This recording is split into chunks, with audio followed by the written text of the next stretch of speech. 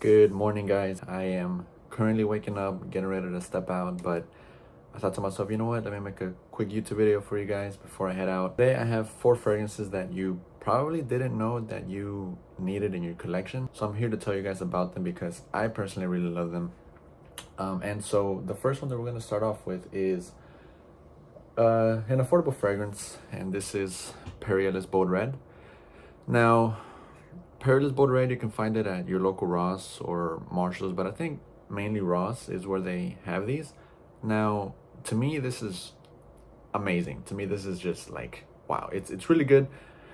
It opens up with a juicy red apple, and it has some greens in there, some finger lime and some green notes. And I think that the finger lime gives it this unique feel to it. It doesn't smell anything like anything else out there, at least for me. I find this to be unique, fresh in its own way. Now, although it does have some citruses, it is fresh and it's spicy because of the black pepper and the ginger, which I love in this composition. You also get some depthness here with the mahogany, the tonka bean, and the musk. This is very musky, and it's that mahogany gives it that nice, sweet kind of woodiness take on it once it starts drying down. But off the top, to me, this is where I love this the most. To me, as soon as you spray it on, it is just, it captivates you. It's so juicy, it's so uplifting, it puts you in a good mood. And that's what I really love about this. I didn't expect to love it this much, but to me, this is probably my first favorite cheapy or affordable fragrance that I have purchased this year. The second one would be Abercrombie & Fitch First Instant Extreme, but this one I think tops it off in terms of affordable fragrances and which one is worth the money more. Now, they do have this at your local Macy's, so you can stop by and you can spray it on and smell it and see if you like it or not before you blind buy it at Ross. I mean, if you blind buy it at Ross, you're only spending like $21. I picked this up for $21, and that's including taxes. And at Macy's, they have it for like $60 or $80, something like that, which is crazy, right? It's a huge price difference. So if you're interested in this, check it out at Macy's first. Spray it on your skin or on paper or on however you want to, and try it out, because this is definitely worth a try. This is definitely worth talking about. It does get talked about, but not as much as I would love to see it get talked about, because this is underrated. This lies under the radar, but it's definitely worth the price. Check this out, guys. Now, the second fragrance that we're going to talk about is Brioni Essentiel Eau de Parfum, and I believe it's pronounced Essentiel. I think that's the correct pronunciation. And I just got this in maybe like 2 weeks ago, and to me, this gives me Dior Homme classy vibes. It doesn't smell like Dior Homme, but it gives me that classiness from Dior Homme right off the top, because there's fresh green spiciness here with the tomato leaf, the bergamot. To me, when I first smelled it, I wasn't the biggest fan of it. It didn't smell bad. It doesn't smell bad at all. It's just, I thought it would be just another, classy, fresh, spicy fragrance. But as soon as I let it dry down on paper, maybe like an hour later, that the base starts to kick in with the ambergris and the incense, and I believe it's sandalwood in here. And that to me is just something that I live for. I love incense notes. I love anything that has incense in it. It's going to grab my attention, because any fragrance with any sort of incense, I'm going to try it out, because that's one of my favorite notes ever. And so the fact that it transitioned from a fresh, spicy greenness, warm, spicy, aromatic, with the patchouli and the tonka in the mid, I knew that it would be something that I would love once it started heading into the base, and then into the mid and into the base. And so yeah, this is good stuff, guys. I don't enjoy it as much off the top, but once it dries down, once you get that base, that's whenever I really enjoy this. But by that time, I tend to go nose blind to this. I really wish I didn't. So I kind of have to overspray this a little because I do tend to go nose blind, which is unfortunate because this is good. This is some good stuff. So it's not blind buy safe. Yes, it is to a certain extent, because not because it smells bad, but because it might not really, you know, give you that special feeling that you want from a fragrance. This gives me that special feeling once it dries down. Definitely not in the opening, but nonetheless, it still smells great when you spray it on, when you first spray it. But if you can get past that, if you can, you know, let it sit and then enjoy it once it hits the mid and the base, then you would love this for sure. Next one, Kenzo Pour Homme Eau de Parfum. Now, to me, this is very rich. It's fresh and it's deep. It has some depth to it. It's sweet, but it also has a bit of darkness to it. Not completely, not like a huge amount of darkness, but what I mean by darkness is the patchouli. The patchouli to me gives it this almost like sweet, almost chocolatey type of a juiciness, right? It's hard to explain. This is interesting. This is very intriguing, and it's unique because of the leather as well. To me, the leather and the patchouli gives it this almost sweet juiciness, dark take on it. It gives it that type of feel.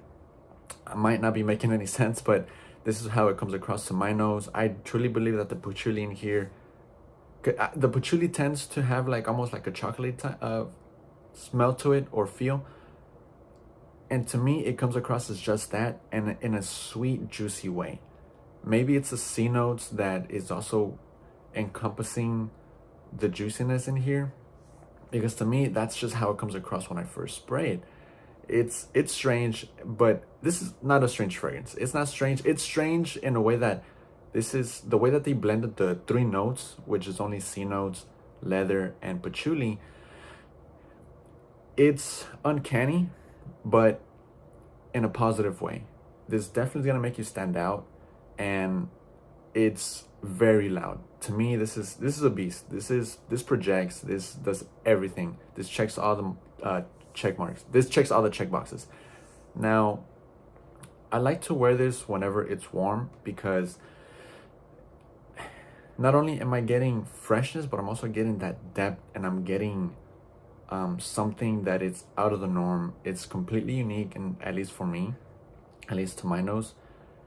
But I love this because at first it's very rich, it's out there, it's pungent, and it all blends really well together. To me, this is a masterpiece for me, because who thinks about C notes, leather, and patchouli? And the way that it's blended is just, you know, it definitely is gonna make you stand out. And definitely one of my favorite pickups so far this year. I really enjoy this. I really do. It is a compliment getter. I did receive a few compliments when I first wore it, maybe like a week ago. But yeah, I've given it somewhere maybe 2-3 times now. But this is definitely something that I recommend if you're looking for a fresh fragrance that it differentiates from the rest. Try this, guys. You're gonna love this. I promise you. This is good. I love the bottle. I love everything about it. Yeah, this, man, the fresh C notes, the leather. You definitely get the leather when you smell it off the cap. And the patchouli, it's good, man. It's so good. I love this. I'm really happy I got this in. Kenzo Pour Homme Eau de Parfum. The best for last is going to be Blackcliff Hidden Hills. What can I say about this fragrance? This is not for anyone that is looking for something mass pleasing, something that it's gonna be well received by the public. This is more for the fragrance connoisseur, for all of us fragrance lovers. If you really love the artistry when it comes to fragrances, to perfumery, you should definitely check this out. So Blackcliff Hidden Hills, to me, is a work of art. It's not for everyone. The theme behind Hidden Hills is basically hidden hills. It makes you think about nature. It makes you think about being out in the wild. And what I get when I first spray this is I envision myself in a dark forest with an ambient vibe, with an ambient feel. I'm surrounded by nothing but nature. It's comforting and it's also cozy. And what encompasses me to think about that are the combination of notes, which are, I believe it's black tea, cypress, smoke, there's pink pepper, and there's some lavender in here. But the black tea with the smoke and the cypress gives you this ambient feel and this ambient vibe, and it's so realistic, and it makes me picture myself, as I mentioned, being out on a cold, cloudy day, and it evokes so much emotion when I smell this. It definitely hits me on an emotional level, not to an extreme, but more in a sense of like, man, this is good. It makes me feel really great. It makes me feel happy because of just how good this is.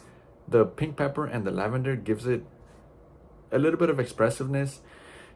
I believe that the pink pepper and the lavender gives it this well-roundedness, because if there was no pink pepper or lavender in here and nothing but cypress, smoke, and the black tea, this would be maybe a little too harsh. But not only is there pink pepper and lavender and the other notes that I mentioned, there's also bergamot off the top. But once it gets down to the base, you get I believe it's vanilla and Texas cedarwood, and that to me is where I find it cozy. I find it comforting once it heads down into the base. So when you spray it off in the mid, you get this nature-like feel, this ambience, and it's really good. Once it hits down into the base and through the mid, you start to get, it becomes a little more likable. It might gravitate more towards you, the scent, the profile. It might be more likable to others, but this might put off some people once you spray it off at first, but once you let it dry down, that's whenever it comes to life, at least for me. But I enjoy it from opening to the base, and this is just a great stuff. This is an extrait de parfum, and this will definitely last. It lasts all day. It doesn't come off pungent. It doesn't come off too in your face. It's not super loud, but it is loud. And I'm glad it is that way, because I love to enjoy fragrances that I know they're gonna be there for hours and hours, because I get to enjoy them as the day goes by. Now, today is a cloudy day. I might spray this on because, like I said, to me, a fragrance like this with this scent profile, very unique. I can only spray it on cold, cloudy days. Spray it on when it's cold. Only when it's cold, that's when I feel like this will perform even better. And again, on a cloudy day, it just suits that scenario. It suits that vibe. A cold, cloudy day, whether it's raining, whether it's not, preferably not raining. I hate the rain. I only like the rain whenever I'm at home. But nonetheless, great stuff, guys. Have you tried this? I want to explore Blackcliff's other scents, because this is definitely intriguing. This is a head turner, right? People are either gonna like it or they're gonna dislike it, one or the other. But definitely worth sampling. Try this out, guys. You can sample this. Trust me, sample it. Let me know what you think, because this is definitely worth a try. And that concludes the whole video, guys. Appreciate you for watching. Until next time, take care.